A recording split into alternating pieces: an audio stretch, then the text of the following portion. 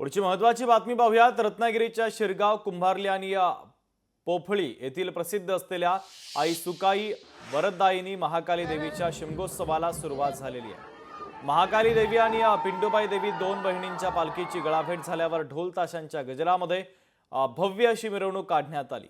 दोन्ही पालख्या शिरगाव नाक्यावर आल्यावर शिरगाव ग्रामस्थांच्या वतीने पुष्पवृष्टी करण्यात आली। आई महाकाली देवीचा हा शिमगोत्सव महिनाभर चालतो, त्यामुळे राज्यभरात आई महाकाली देवीचा शिमगा प्रसिद्ध आहे। तर ही दृश्य देखील आपण पाहतोय।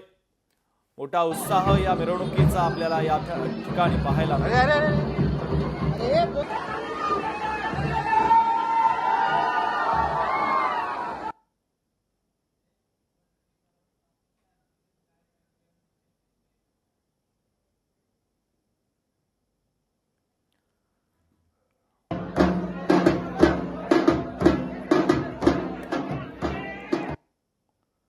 तर रत्नागिरीच्या शिरगाव, कुंभारली आणि पोफळी येथील प्रसिद्ध असलेल्या आई सुकाई वरददायिनी महाकाली देवीच्या शिमगोत्सवाला सुरुवात झाली आहे। महाकाली देवी आणि पिंडोबाई देवी दोन बहिणींच्या पालखीची गळाभेट झाल्यावर ढोल ताशांच्या गजरामध्ये ही मिरवणूक काढण्यात आली।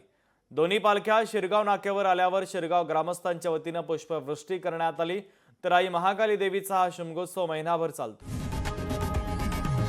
लोकशाही मराठी ऐका, पहा, जागरूक रहा।